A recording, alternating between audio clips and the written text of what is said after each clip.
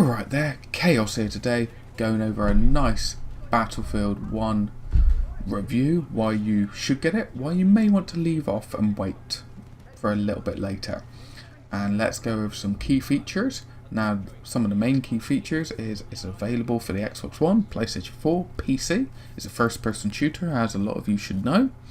It has been brought out by EA, and it retails for around the 39 British sterling. Okay, so I'm not 100% sure what that is in dollars. I do apologise, but let's crack on to potentially what could have been its weakest point, but came out to be one of its strongest points, and that is the single player campaign. Now, historically, Battlefield hasn't been the best on single player. However, Battlefield 1 has blown out the water with its war stories. They pull you in, they pull you up to excitement, and then when something dramatic happens, it doesn't cushion the blow, it drops you straight back down. It really pulls you into the immersion. You really get attached to these characters. You feel the weight of World War One on these people you play as and with. You really feel their plight for fighting for their nations, their beliefs, their countries.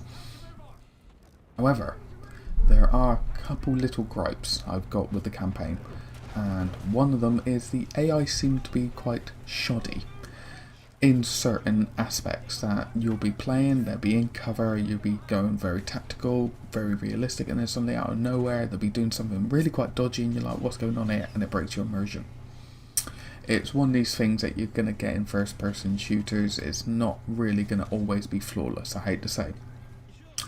Secondly is the campaign seems to be over quite quickly. It carries on and you think, oh, the story's really getting into it. It ends nicely, don't get me wrong, but it seems to feel like you could have done more. You could have been driven in more. That is one that seems to break the immersion between each story somewhat, but I can see why they've done it. Now, let's crack on to the bread and butter of this review. While you're probably looking at Battlefield 1 right now going, should I buy it, shouldn't I buy it? Is the multiplayer. Multiplayer is superb. It really feels like it was built for a World War One setting. It really feels like it was made from the ground up, from you on the ground to you riding the cavalry, to you in an armoured vehicle, a tank, up to an aircraft, a biplane, then into the armoured train, the dreadnought ships, to the blimps. It really feels that it was all put together, handcrafted, well designed. Okay, however, the moment-to-moment action has gone up another level. You really feel that these weapons, okay, they have weight to them, they have recoil. You actually feel like you're physically using these weapons, because instead of, say, what they've done with previous Battlefields, that you have quite a massive selection of weapons to use and a massive amount of attachments and people are like, oh my god, I'm getting overwhelmed. They've actually done it where you've got a reduced amount of weapons. However, they're all very unique. They all have their pros and cons. They all work very differently. And the attachment setups are different styles that you can get. Like, you can get a factory style one, you can get an augmented one, you can get a silenced one, and that's it. And then you've got to practice and work with those weapons, and it makes you more involved into it.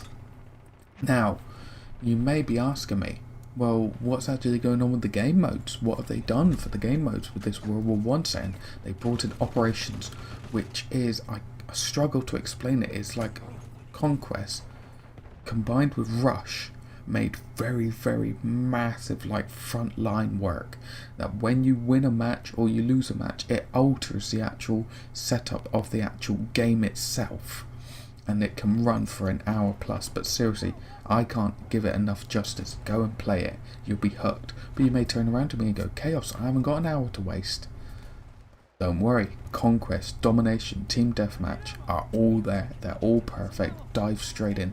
But there is a new game mode where you use carrier pigeons to send out intel for artillery strikes, similar to the carrier game mode in Battlefield 4.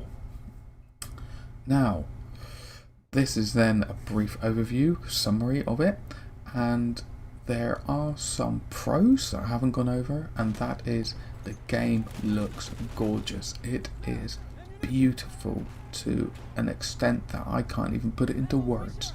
It is amazing. If you can run it high enough, please do. It looks amazing. However, there are two gripes I've got with the game. Load times seem to be quite intensive. Okay, now I could say that's just my system, but a lot of people have been saying about it as well, so do be prepared for that. And sometimes the historical accuracy comes and goes in waves. It's not that bad that it breaks your immersion, but you can notice it if you are historically savvy. But putting it all together, it is so worth getting if you want amazing first person shooter, if you want realism, if you want something that looks amazing, please go out and get it. Okay, so I hope you all enjoyed this review. I hope it has been helpful and concise for you all. If it has, please share it to everyone you know that needs a little bit of push in the right direction. And as I always state, you all take care. Chaos out.